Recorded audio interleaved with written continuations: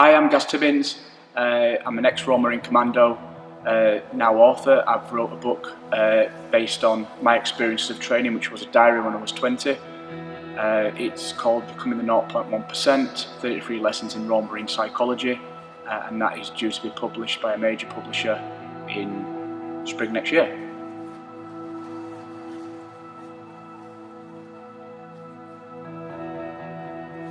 Welcome everybody, Russ McDonough, aka The Nomadic Veteran, and welcome to this week's video and episode 8 of the Vet Files. This week's guest, former bootneck Gaz Timmins. Now, this is a prime example of how you cannot connect the dots in life looking forward. You can only do it when you're looking backwards. Something that started with his mum giving him a present and a project which Gaz then set himself to do over 15 years ago is only now coming to fruition. I'm not going to spoil his story. This is awesome. Enjoy. Yeah, so I joined when I was 20 years old, really. I tried to join before, but I failed on a psychometric test. It was always really going to be the Marines. It was kind of a snap decision. But I really wanted to be part of the best kind of military organisation, and the Marines definitely fulfilled that. They also, I knew, were a vehicle to operations which I desperately wanted to get on, like in Iraq and Afghan, and I think first and foremost it was kind of like the challenge, really. I were really the challenge of it, the mystique and intrigue of it that came from the advertisements at the time. I really wanted to see if I had the minerals to do it, and I wanted to be the best and be in the elite, and that's why I chose the Marines. I played rugby just prior to joining the Corps professionally, and when I left, it didn't go down very well with my dad. We had a lot of conflict there, and when I said I was going for the Marines, like a year later, after some kind of social conflict that I got into, very, very supportive, got my dad back on board. My mum and dad were from military backgrounds anyway, so they absolutely loved the idea. But there were a lot of others, just based on how I'd conducted myself after I left playing rugby, where I was constantly going out and being a nightmare to society. Just had no faith in me, really. And it were that were like a really, really solid anchor for me, really, to stay in training and pass out, because I just didn't want to validate that negative opinion of me. How good was it to get you green lit? Oh mate, it's just totally amazing, overwhelming. I mean, on the eve of the 30 miler, I was broken mentally and physically. I had nothing, nothing to give, and I had 1 hour sleep before the 30 miler. Got up and cracked it, and on the 24 mile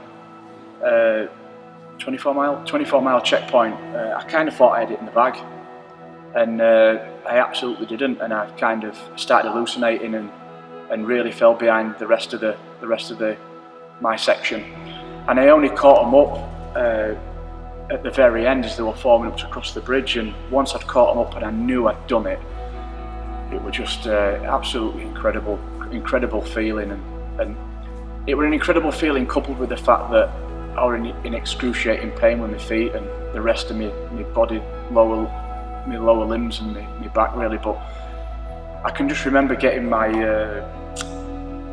commando flashes, and I was stood next to Tom Curry, and we both looked at Minna's hand and we were like, look at that. In terms of leaving, we went out and did an op in Iraq, in the Gulf, when the lads were captured by the Iranians. And I mean, we got out there, we got supplied with boats, and the boats didn't have enough power to go up significant waves, and we more or less came back down them, and we had drop leg ulsters that had been masking taped up. We had key tactical weapons that the Royal Navy wouldn't supply link for. We were I was embarrassed. I was really embarrassed by the kit, and just I suppose in that respect the Royal Navy's attitude towards supplying us with the necessary kit to undertake the job, bearing in mind that lads had just been captured and they didn't have enough kit, that was the problem. It was never my intention to make it a career really. I didn't like what Sergeant and above brought in terms of the lifestyle, and I just wanted to get out and kind of be young enough to establish a really good career and earn some good money, because obviously there's no money in the Corps.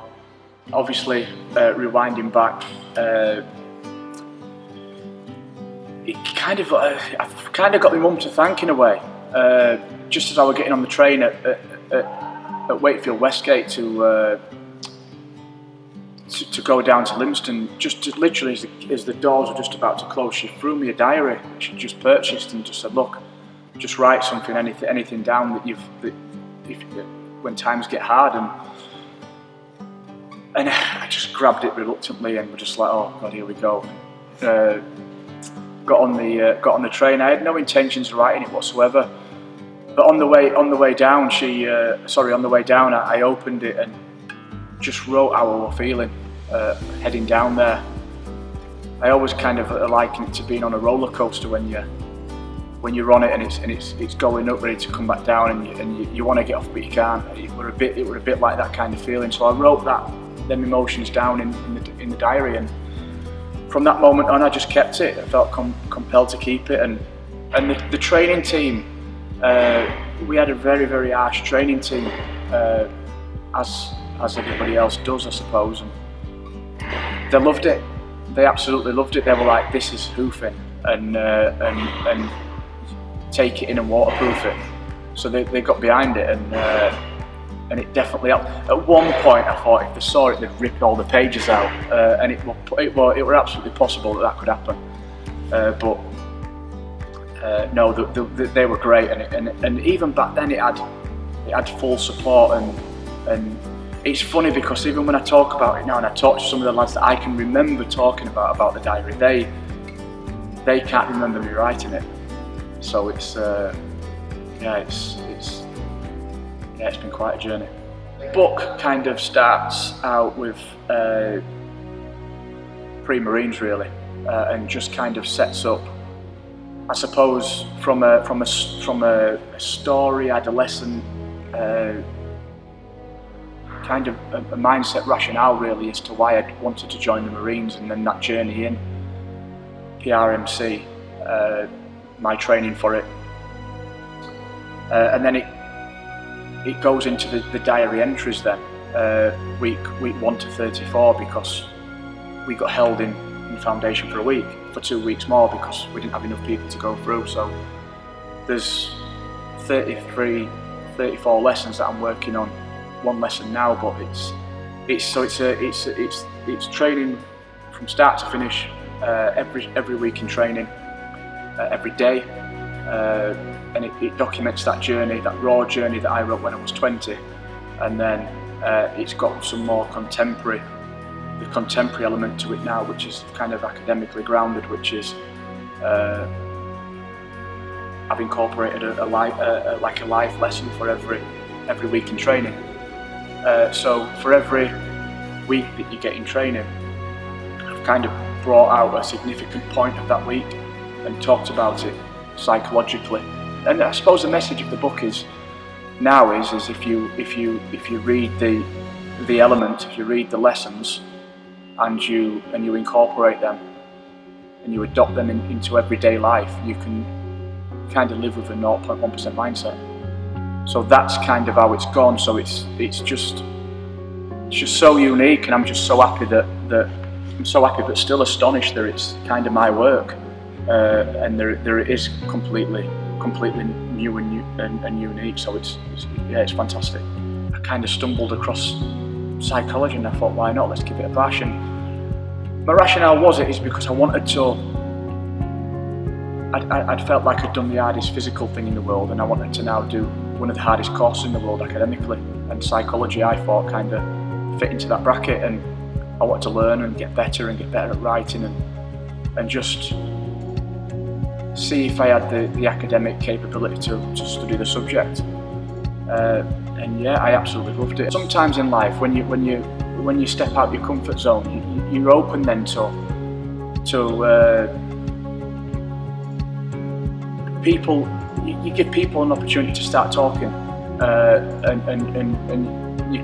you put your head above the parapet, and I suppose people become scared to fail. They're worried on failing because of what people will think, and as a result, people have a tendency, not all people, but some, to stay in the comfort zone and live in there, and they never really go on and achieve something. And when you invite failure, or you accept that failure is going to be probably an outcome of your journey, it kind of means that you're stepping outside of your comfort zone, and outside of your comfort zone is where growth happens, absolutely. But it's where you can start to grab success.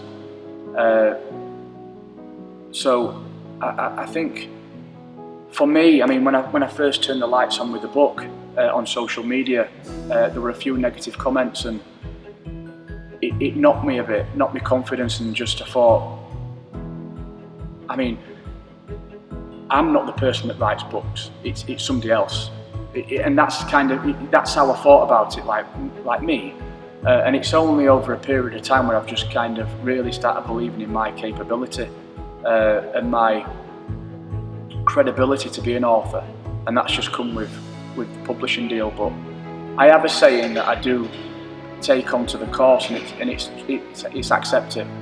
I say that to myself. I think acceptance is kind of a big construct of mental resilience, and I really do like to build a case that if you accept misfortune and adversity in life and just see it as part of the journey, it really, really does make taking risks and embracing failure easier, and you can really work on that to really become kind of unstoppable, really. I coined the term accept it, because we have to accept everything in life. Change is inevitable. Change is always around the corner, and it's happening either subtly or it's happening. It's happening in a big way, and I think if you can accept change and adapt to it, you're in a good place.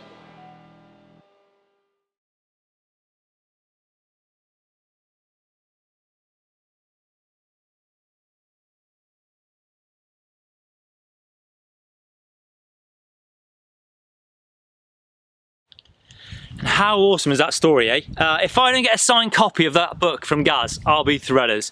For all bootnecks past and present, I think this book would be a cracking read. And for anybody who wants an insight into what Royal Marine training is like, look no further. Myself and Gaz, we did sit down and we did the podcast talking about training, his degree in psychology, and what the future holds for Gaz and the other various projects he's got on the go at the moment. It's an absolute brilliant listen to. However, for this week's video though, we're at an end. So, the usual admin, if you enjoyed the video, thumbs up. If you would like to comment and share the video, please do. And of course, if you haven't subscribed to the channel, what are you waiting for? Anyway, until next week, leaders.